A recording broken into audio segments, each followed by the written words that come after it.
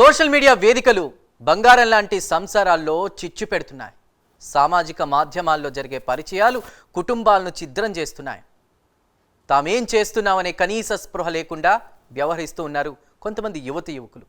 ప్రేమ పేరుతో తమ జీవితాన్ని నాశనం చేసుకునేవారు కొందరైతే, వివాహేతర సంబంధాలు పెట్టుకుంటూ తమ కుటుంబాలను బజార్న పడేసుకుంటున్న వారు మరికొందరు. వివాహాలు జరిగి ఇంట్లో పెళ్ళీడుకొచ్చిన కొడుకు కూతుళ్ళు ఉన్నవాళ్ళు సైతం కామంతో కళ్ళు మూసుకుపోయి తప్పటడుగులు వేస్తున్నారు. మరికొంతమంది జరగాల్సిన నష్టం జరిగిపోయాక ఆత్మహత్యలకు పాల్పడుతూ ప్రాణాలు తీసుకుంటున్నారు. ఇప్పుడు మీకు అలాంటి ఒక ఘటనే చూపించబోతున్నా. ఒక 40 సంవత్సరాల వివాహిత తన భర్త, కొడుకు, కూతుర్ను వదిలేసి ఇన్స్టాగ్రామ్లో పరిచయమైన 25 ఏళ్ల యువకుడితో కలిసి వెళ్ళిపోయింది. తనతోనే జీవితం అంటూ కొన్ని నెలలు కాపురం కూడా చేసింది. ఆ యువకుడితో మనస్పర్ధలు రావడంతో ఇప్పుడు ఆత్మహత్య చేసుకుని చనిపోయింది.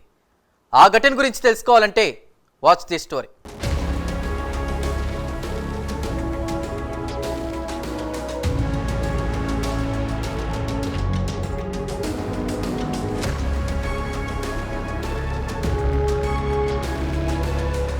విశాఖపట్నంకు చెందిన పద్మ అనే వివాహితకు భర్త, కుమారుడు, కుమార్తె ఉన్నారు.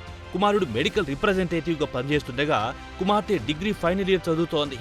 ఆమెకు సోషల్ మీడియా ద్వారా శ్రీకాళహస్తిలోని కైలాసగిరి కాలనీకి చెందిన సురేష్ అనే యువకుడితో పరిచయం ఏర్పడింది. సురేష్ ఓ మొబైల్ షాప్లో పనిచేసేవాడు. వారి పరిచయం ప్రేమగా మారి వివాహేతర సంబంధానికి దారితీసింది.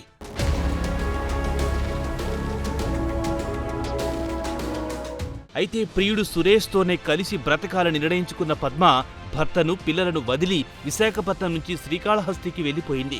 భర్త పోలీసులకు ఫిర్యాదు చేయడంతో ఆమెను తిరిగి ఇంటికి రప్పించారు. కానీ సురేష్తోనే కలిసి జీవించాలని నిర్ణయించుకున్న ఆమె గత ఏడాది నవంబర్లో ఇంట్లో ఉత్తరం రాసి పెట్టి ప్రియుడి వద్దకు వెళ్లిపోయింది. కుటుంబ సభ్యులు ఎంత నచ్చజెప్పినా ఆమె వినలేదు. తర్వాత సురేష్, పద్మ ఇద్దరు వివాహం చేసుకున్నారు. కానీ యువకుడి కుటుంబ సభ్యులు మాత్రం వారి వివాహాన్ని అంగీకరించలేదు.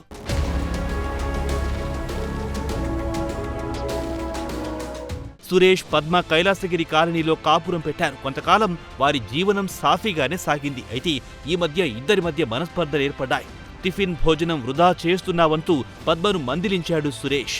దాంతో పద్మ తీవ్ర మనస్తాపానికి గురయ్యింది. ఈ నెల 22న పద్మ ఇంట్లో ఫ్యాన్ కు ఉరివేసుకుని ఆత్మహత్య చేసుకుంది. విషయం బయటకు పొక్కకుండా సురేష్ తర్వాత రోజు పురుగుల మందు తాగి ఆత్మహత్యకు ప్రయత్నించాడు. సురేష్ ఇంటి నుంచి దుర్వాసన రావడంతో స్థానికులు పోలీసులకు సమాచారం అందించారు. వెంటనే పోలీసులు సంఘటనా స్థలానికి చేరుకుని సురేష్ ఇంటి తలుపులు పగలగొట్టారు. సురేష్ ఇంటి లోపల వెళ్లగా పద్మ మృతదేహం కనిపించింది. పక్కనే సురేష్ కొన ఊపిరితో కొట్టుమిట్టాడుతూ కనిపించాడు. వెంటనే సురేష్ ను ఆసుపత్రికి తరలించారు పోలీసులు. కానీ చికిత్స పొందుతూ అతడు మృతి చెందాడు. ఈ విషయం తెలిసిన సురేష్ తల్లిదండ్రులతో పాటు పద్మ కుమారుడు, కుమార్తె కన్నీరు మున్నీరుగా విలపిస్తున్నారు.